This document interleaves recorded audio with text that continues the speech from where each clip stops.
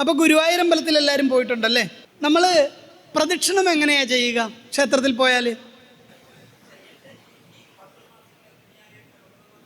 അപ്പം അമ്മ പറഞ്ഞു, പൂർണ്ണഗർഭം ധരിച്ചൊരു സ്ത്രീ തലയിലൊരു എണ്ണക്കുടവും വെച്ച് ഒരു കൈ കൊണ്ട് എണ്ണക്കുടത്തിൽ ബാലൻസ് ചെയ്ത് ഒരു കൈ എളിയിൽ കുത്തി എത്ര പതുക്കെയാണോ നടക്കുക അത്ര പതുക്കെ ആയിരിക്കണം പ്രദക്ഷിണം ചെയ്യേണ്ടത്.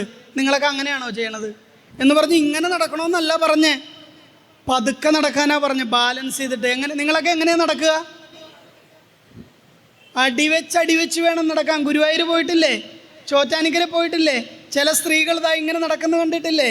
അപ്പോൾ ഞാൻ പലരോടും കാര്യം ചോദിക്കുമ്പോൾ അവർ പറയണത് അടിയളന്ന് പ്രദക്ഷിണാണെന്നാണ് പറയണത്. ഇത് സ്ത്രീകൾക്ക് ശയനപ്രദക്ഷിണം ഇല്ലാത്തത് കൊണ്ട് ഇവിടെ മാത്രം ആവിഷ്കരിച്ചിട്ടുള്ളൊരു രീതിയാണെന്നാണ് പലരും പറയണത്. അതൊന്നുമല്ല. ഇപ്പം അമ്മ പറഞ്ഞതാണ് കാര്യം. എന്താണ്? പൂർണ്ണഗർഭം ധരിച്ച സ്ത്രീ തലയിൽ നിറഞ്ഞു തുളുമ്പുന്ന എണ്ണക്കുടവും വെച്ച് എത്ര എളിയിൽ കൈകുത്തി എത്ര പതുക്കെയാണോ നടക്കുക അതുപോലെ. അപ്പം എന്താണ്? പദാൽപദാന്തരം ഗത്വാ കരൗചലനവർജിത ഹൃദധ്യാനം സ്തോത്രം ഏവം ഗുരിയാൽ പ്രദക്ഷിണം.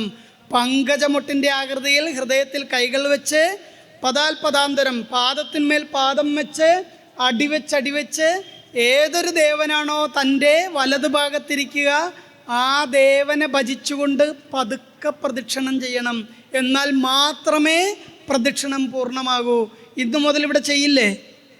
ഈ പ്രഭാഷണം കഴിഞ്ഞാൽ ഇവിടെ തുടങ്ങില്ലേ? നിങ്ങൾ ചെയ്യണം.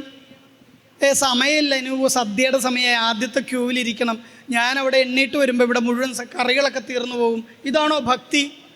ഇതാണോ ഭക്തി? വ്രതം എടുക്കാൻ വരുന്ന അവസ്ഥ അറിയില്ലേ? പണ്ട് കാലത്ത് അരിയാഹാരമേ ഉണ്ടായിരുന്നുള്ളൂ. നമുക്ക് കപ്പ കിഴങ്ങും അരിയാഹാരം ഉണ്ടായിരുന്നുള്ളൂ. അപ്പോൾ പൂർവികർ പറഞ്ഞു, അരിയാഹാരം ഒരിക്കൽ, ബാലൻസ് 2 നേരം empty ആയിട്ടിരുന്ന് വ്രതമെടുക്കുക. എന്നിട്ട് ഏതെങ്കിലും ക്ഷേത്രത്തിൽ പോവുക, കുളിച്ച് ശുഭവസ്ത്രം ധരിച്ചിട്ട് അവിടെ ഭജനം ഇരിക്കുക. ശേഷം ഭഗവാന്റെ പ്രസാദം, അതാണല്ലോ അരിയാഹാരം, നിവേദ്യം, പടച്ചോറ് തരും, അത് കഴിച്ചുകൊണ്ട് വ്രതം തീർക്കുക എന്ന് പറഞ്ഞു. നമ്മുടെ ബുദ്ധിമതികളായ അമ്മമാരും സഹോദരിമാരും എന്ത് ചെയ്തു? അരിയാഹാരമല്ല ഒരിക്കൽ പറഞ്ഞിട്ടുള്ളൂ.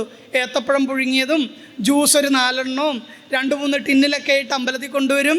വയറിങ്ങനെ പെട്ടി പോലെ ആകും വരെയും ജ്യൂസും കുടിച്ച് ഏത്തപ്പഴവും കഴിച്ച് അരിയാഹാരവും കഴിച്ച് വ്രതം എടുക്കും. അതല്ല വ്രതം. പണ്ട് അരിയാഹാരം ഉണ്ടായിരുന്നുള്ളൂ, അതിനെ പറഞ്ഞതാണ് അരിയാഹാരം ഒരിക്കലെന്ന്. അങ്ങനെയായിട്ട് പണ്ടുള്ളവർ പറഞ്ഞിട്ടുണ്ടല്ലോ, ഇരുന്നുണ്ണരുത് കിടന്നുറങ്ങരുതെന്ന്. നിങ്ങൾ ഇരുന്നല്ലേ ഉണ്ണുന്നത്, കിടന്നല്ലേ ഉറങ്ങുന്നത്? അപ്പോൾ അതിൻ്റെ യഥാർത്ഥ അർത്ഥം അറിയാഞ്ഞിട്ടല്ലേ?